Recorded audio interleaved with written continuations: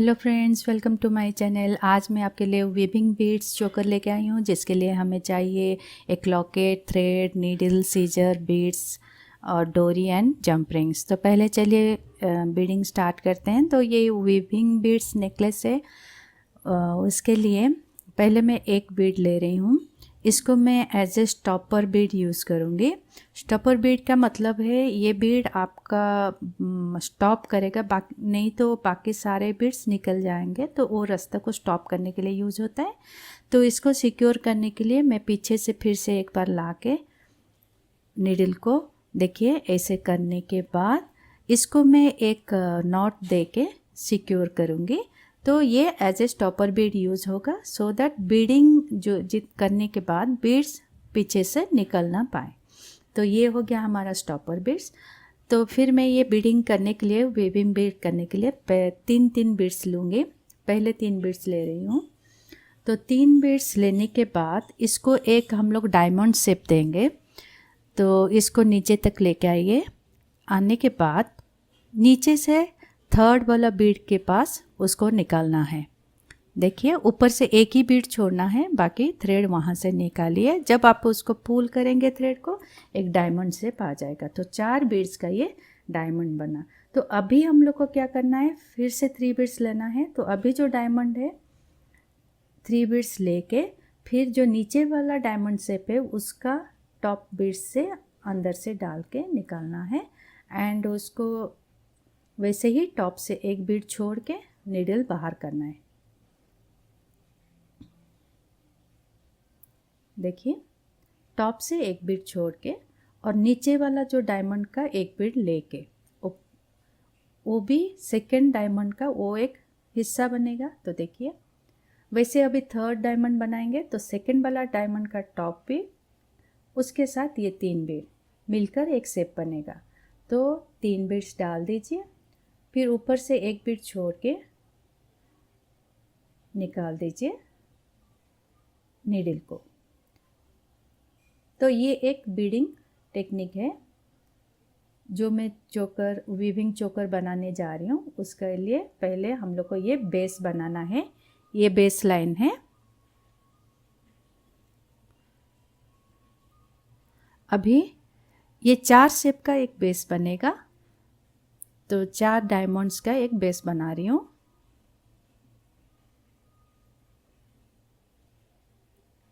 तो 3 बीड्स डाल के वैसे ही कीजिए। 4 शेप बनने के बाद ये हम लोग का जो चोकर का एक बेस बनेगा।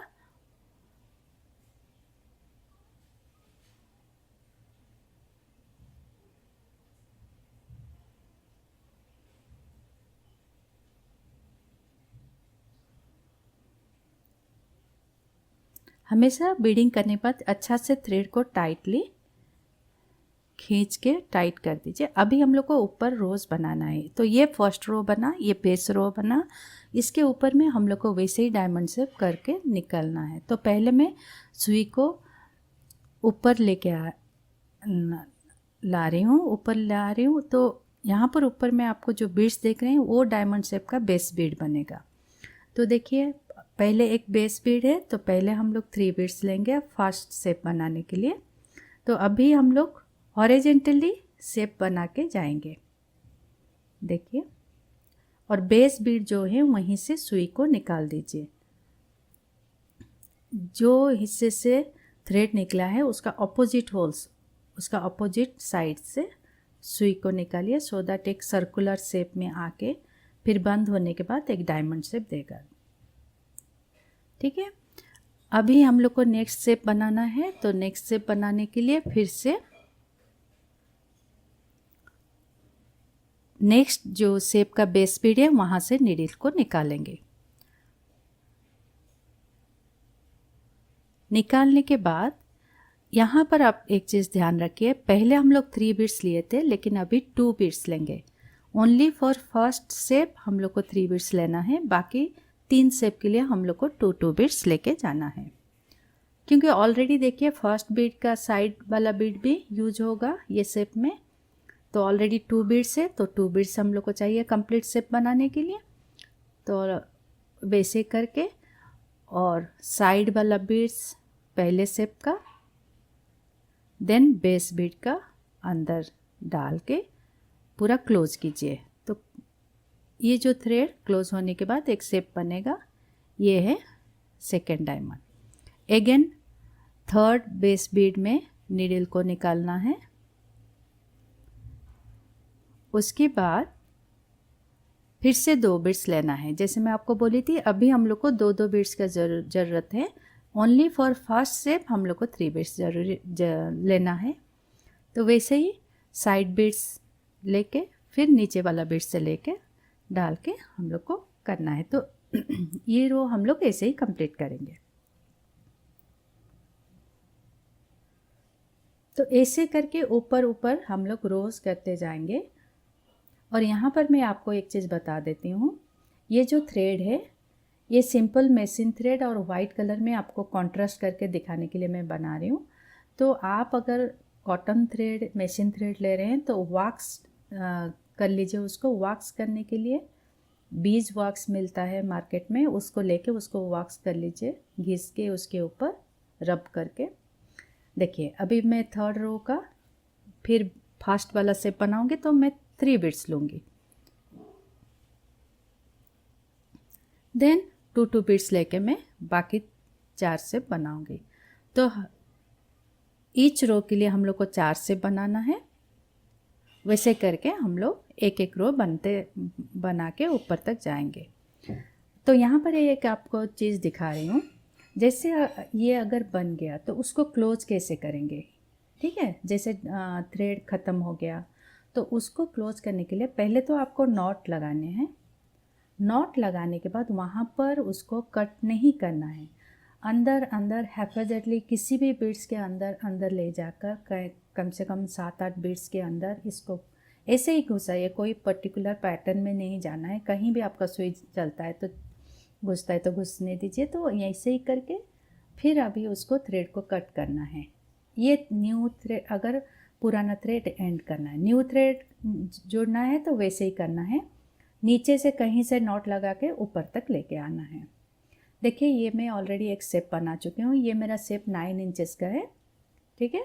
मेरे चोकर के लिए मैं बना रही हूँ तो 9 इंचेस है। उसके बाद मैं डोरी ये करूँगी, उसके लिए मैं जंप रिंग अटैच की हूँ। तो जंप रिंग कैसे अटैच की हूँ मैं दूसरे पार्ट में दिखाऊँगी। यहाँ तक 4 बीड्स तक होने के बाद हम लोग को उसको ग्रेजुअली कम करके एक ट्रायंगुलर शेप देना है, ट्रायंगुलर एंड शेप देना है, उसमें जंप रिंग अटैच करना है।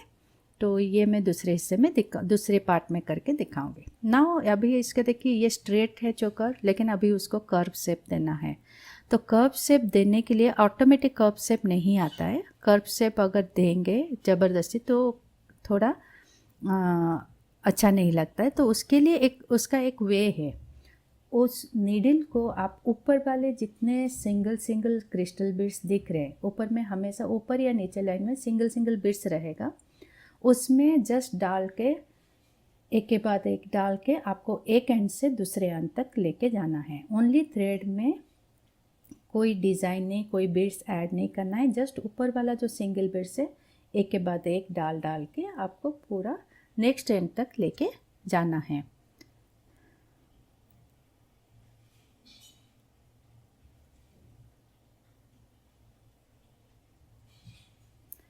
ये हम लोग कर रहे हैं। ये जो स्ट्रेट चोकर है उसको एक शेप देने के लिए, गले के शेप में रहने के लिए, थोड़ा सेमी सर्कल शेप में लाने के लिए उसको कर रहे हैं।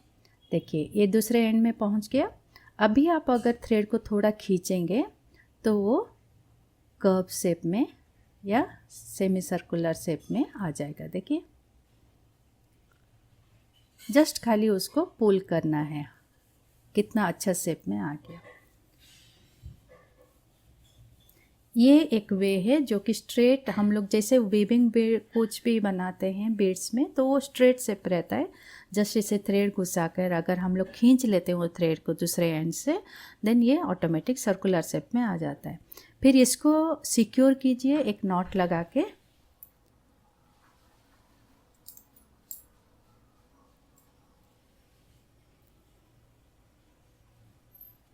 नहीं तो वो शेप फिर से स्ट्रेट शेप में चेंज हो जाएगा।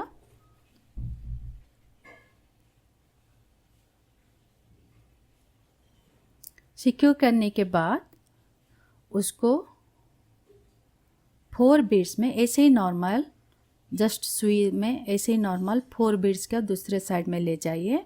जो स्टॉपर बीड का थोड़ा सा जो थ्रेड्स था उसमें फिर से उसको एक नॉट लगा के उसको सिक्योर करके स्टॉपर बीड वाला जो थ्रेड है उसको काट लेना है।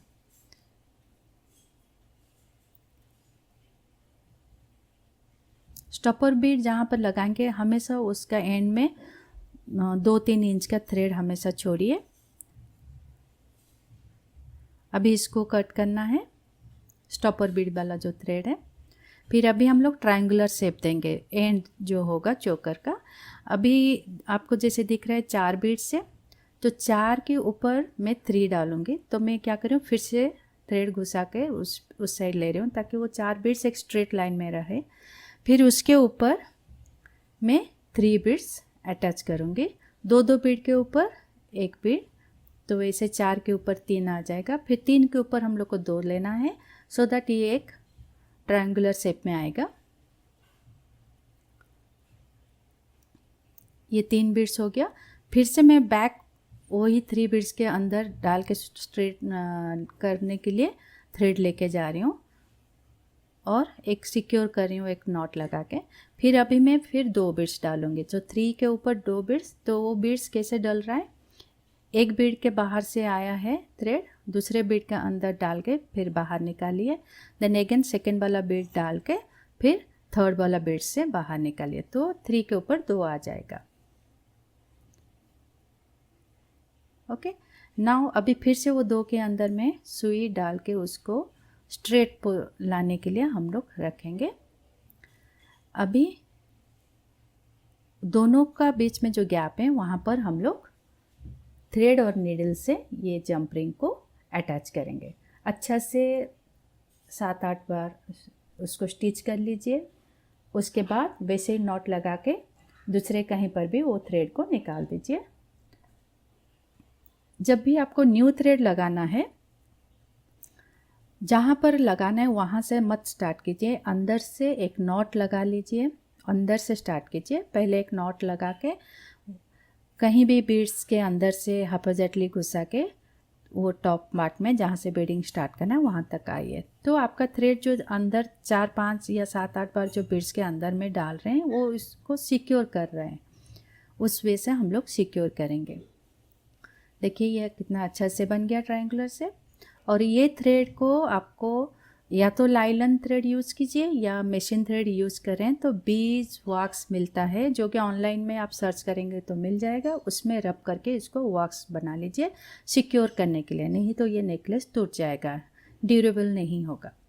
उसके बाद हम लोग को पेंडेंट अटैच करना है। तो पेंडेंट के अंदर आप जैसे देख सकते हैं कुछ होल्स हैं, तो ये कनेक्टर पेंडेंट है, इसमें होल्स हैं। तो इस चोकर का मैं मिड पॉइंट ऐसे निकाल रही हूँ, थ्रेड निकाल के ये पेंडेंट का होल के अंदर डाल के इसको अटैच करना है।